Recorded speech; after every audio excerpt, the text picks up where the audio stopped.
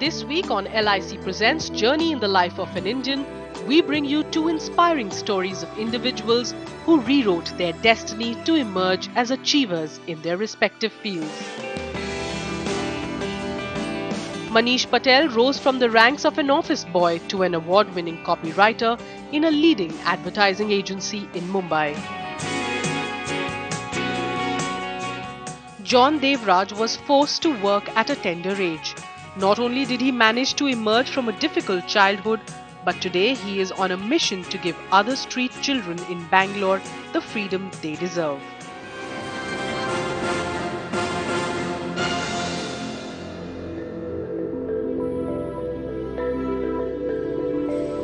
Manish Patel understood the importance of financial security at a very young age. After his world collapsed when his father, a stock market broker, lost everything he had worked so hard for. Financial condition at home was not good. I mean, it was really bad because my father was struggling really hard to cover whatever he has lost, and he was alone, cannot do anything. So because of that, my brother started working and he started helping my father and he started helping in home.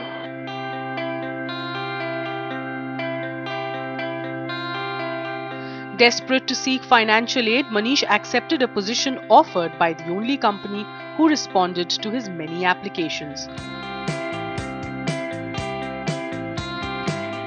He was now the head peon in a Mumbai-based ad agency, Ambience Publici. The admin guy who took my interview was a bit different. When he looked at me, he looked at my CV, he said, according to your CV, we don't have any job. And then after a little pause, he asked me, we have only one job for you, which is, we have only one job, which is office boy, will you be able to take it? And that was my first turning point.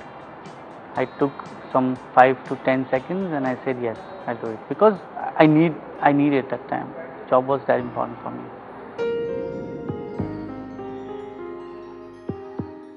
Once at Publici, Manish knew that his true worth would be realized by hard work and dedication alone.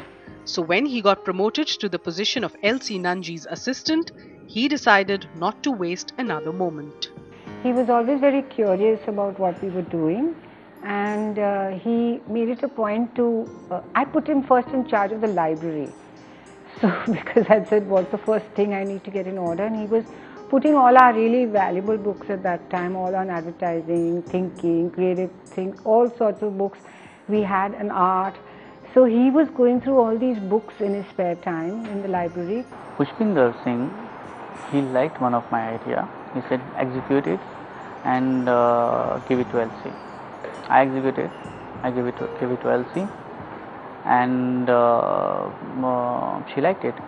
And not only LC, but some global creative heads also liked that idea. We conceived that idea with Shahrukh Irani, one of the great art director of India. He had directed for me, and we entered that in awards, and we got silver. We picked silver in Goa Fest, and the moment we picked silver in Goa Fest, I got an entry in creative.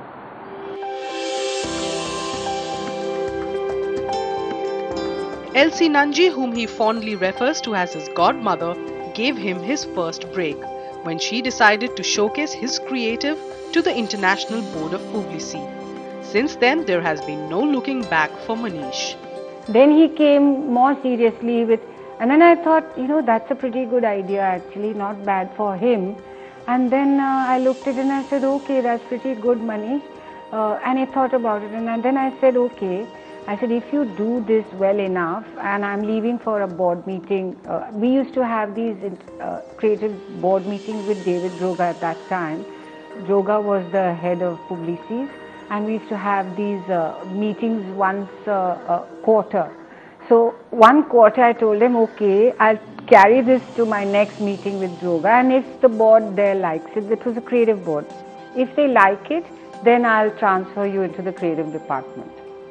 And so it happened. He did the ad, I took it there, and they loved it, and they said, yes, enter it for, the awards and things like that.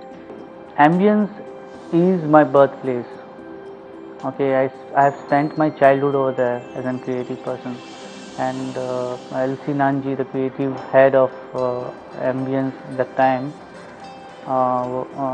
is my godmother, who hold my hand and help me walk.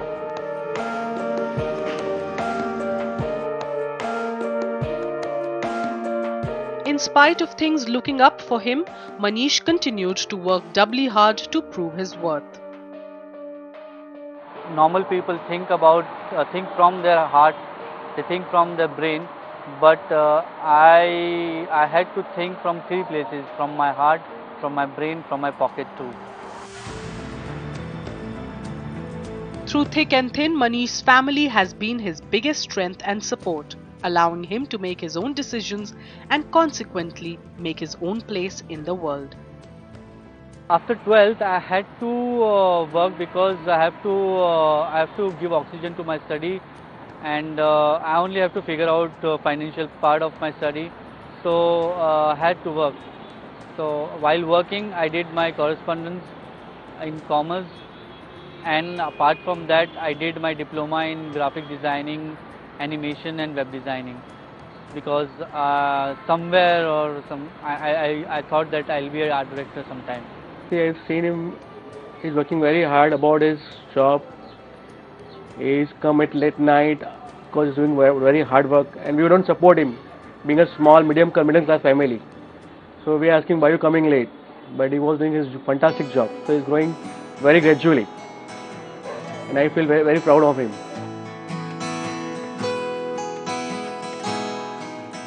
The friends that grew up with him could not be more proud of his achievement, praising his determination to reach greater heights.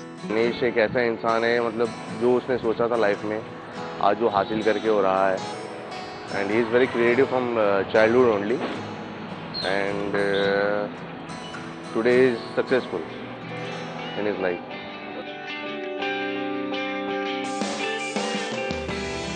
Manish's colleagues only have admiration for this man, who came from nothing and became a creative genius. दो मसाला grill chicken. Chicken? आज तो Tuesday. His McDonald's Pakka Indian campaign won him the appreciation of many. दो पक्का Indian है. McDonald's का नया मसाला grill. Grilled है, मसालेदार है. His journey is very inspiring, and it's just that whole energy and the drive that he has.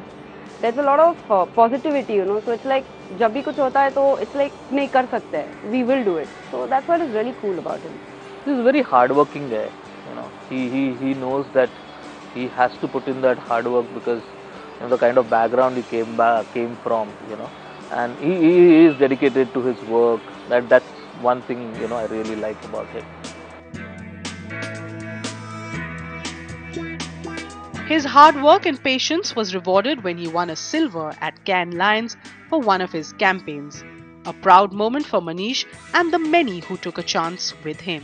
The best day of my life was when I got Cannes silver for my radio spot, and it was like news that I always wanted to hear, but when I got it, I didn't believe. And when I got to hear about that, I was completely blank. I didn't know how to react on it. It was like people are cheering and I can't hear it. People are happy and looking at me, giving high five, but I can't see it. So it was completely black moment for some time, and then I realized what happened. It was an amazing moment of my life. A man of many hidden talents, Manish finds solace in poetry and often pens down his thoughts in verse. His poetry recitals are a means for him to express himself through his writings. किसको अच्छा कहें बुरा किसे कहें, दिल में है तो खलिश पर यहाँ किसे कहें, जहाँ पीठ पर भी आंखें लगाए है फिरना, ऐसे माहौल में अपना किसे कहें। कौन आता है यूं ही बेमतलब मिलने को, कौन आता है यूं ही बेमतलब मिलने को, सोचता है खुदा कि अब सजदा किसे कहें।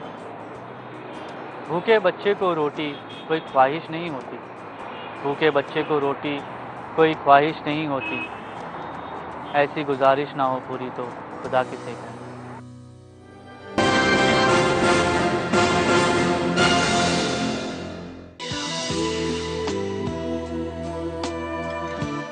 With a footpath for a bed and the sky for a roof, these children toil through the day to earn a livelihood. Forced to work along with their parents, these young ones were being robbed of the best days of their lives. Child labour, I think, is one of the biggest issues in India. There are 134 million working children. Every 10th Indian is a working child. You can't have a contradiction about child labour. You have one value for your child, another value for the other child. That's not my child. But the other child is what is producing whatever we are subsisting and living on. I think we must take child labour as a very critical issue and resolve it. But many of these children have found a savior in this man. Hello. John Devraj is more than just a friend or mentor. He is their guardian, a man who is determined to bring a smile on their faces. You cannot be happy if you don't see happiness around you. So you need to work for creating that happiness. And who is the repository of happiness, joy, innocence, imagination, purity? It is children. So therefore, that is that dream. To be a child is the ultimate dream. And most of us think, I'm very intelligent, I can make billions, it's not a big deal at all. Give me one year, I can make a lot of money. But it's not worth spending my time making money. Money doesn't give you any happiness. If love was a thing that money could buy, the rich would live and the poor would die. See. So I think we need to work for a much deeper cause. And the less you look at yourself, the more there is joy. So it's in giving that you can actually fulfill your dream. With a mission to give all street children the freedom they deserve, John Devraj founded the Born Free Art School in 2004. He gathered children living on the streets of Bangalore and gave them a safe shelter, a place to learn and have fun. John uses different forms of art, dance and theatre to help these children form new memories and build a world of happiness in the time they spend at this special school. The Born Free Art School became a necessity, and it was an evolution of gathering street children into a forum. So for the first time, I gathered about 45 street children and had a workshop. I just lived with them for 1.5 months, a kind of a community. There we practiced theatre, music, dance, drama, basically having a lot of fun. So I was able to motivate children from almost 30 countries to come to the school. 5 lakh children have actually contributed. Children have brought earth, sand, cement in their pockets. Every brick will speak about the children. We made the blocks here. It's made out of rammed mud blocks, which we created here. Every leaf, everything that we have put in is what children have made. So I only want to say, if we have a greater participation, if we have a community participating in this, I think we are able to change this country, and I want to do that. I want to, this is just an island of change, you know, it should become a movement. A working child is most often oblivious to the fact that he is being wronged. John knows this fully well because he was forced to work when he was only 13 years old. Little did he know that he would be crusading against the same evil decades later. I went to the Code's factory. My job was to wash drunken whiskey bottles. I kept doing that, but I never realized I was a child laborer at that point. Only when I become aware that when you work for others, you become a child laborer. But when you work at home for your own family, you're not.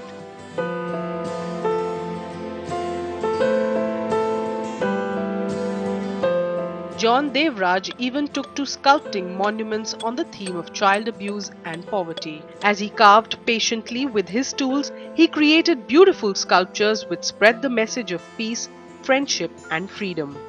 Bangalore is home to 17 such public monuments. I went to a stone cutting place where they make grinding stones, and I employed myself as a daily wage earner, and they would pay me 60 rupees.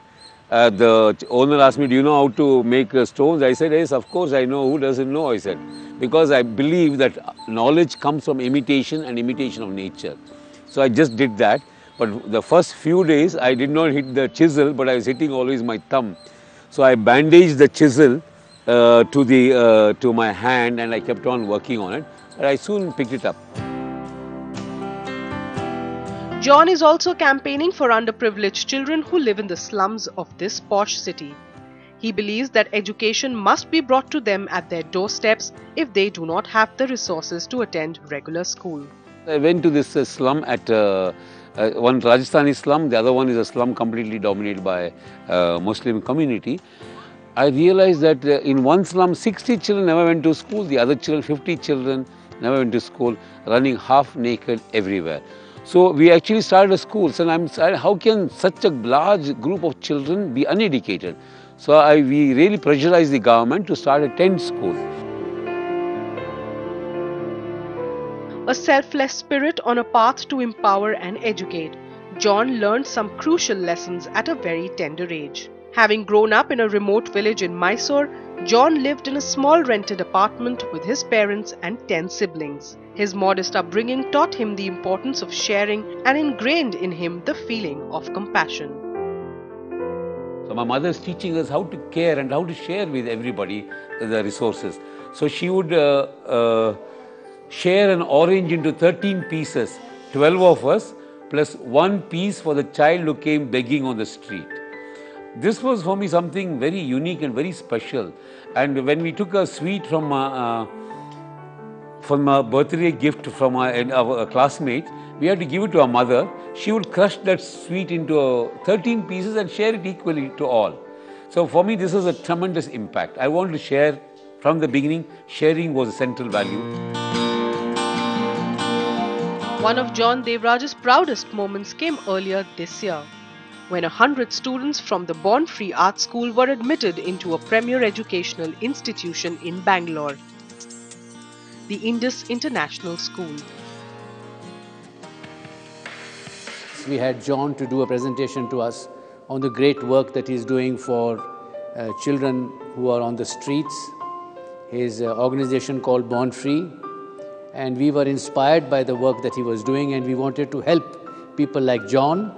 And we already had a platform with us like the Equal Opportunity School, and we offered to John that we would take 100 kids, 50 boys and 50 girls, and you'll be happy to know that the first lot of kids have already arrived. The main difference between this and other community schools is that the underprivileged children who come in our community school, they come from below the poverty line.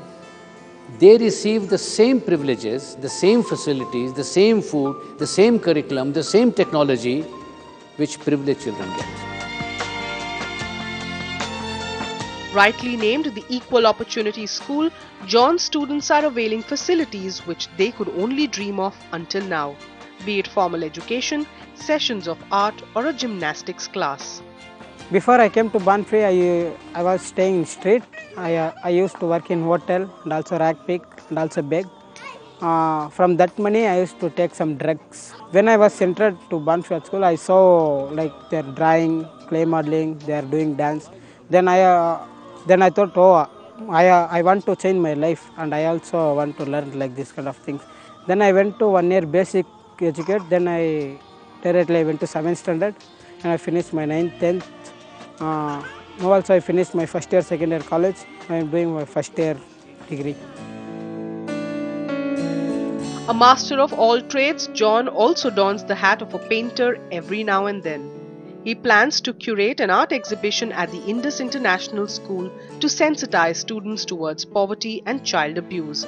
And joining hands with him in this endeavor is Pooja, who has known John for over 20 years now. He's one of those people who's always been full of life, very inspiring, creative. I think he's a combination of emotion and action. He's one of those very few people who's actually put everything that he's felt into action, and I've seen this in him very consistently for several years now. He's been working for the cause of street children, and very intensely, and this has been his daily calling. It's not something that he just wakes up one day and then forgets about it. It's been consistent for the longest time that I've known him. You can't say he's a sculptor or a painter or a singer or a musician or a theatre person, because he's just all packed in one. And when I say that, he does all of these things as well and as passionately. It's just not one of the arts. For John, it's only natural to put the needs of these children before his own. Happiness to him means giving all children a reason to smile. Living each day with the same zeal and determination, John Devraj continues playing the role of a godfather in the lives of thousands of young ones.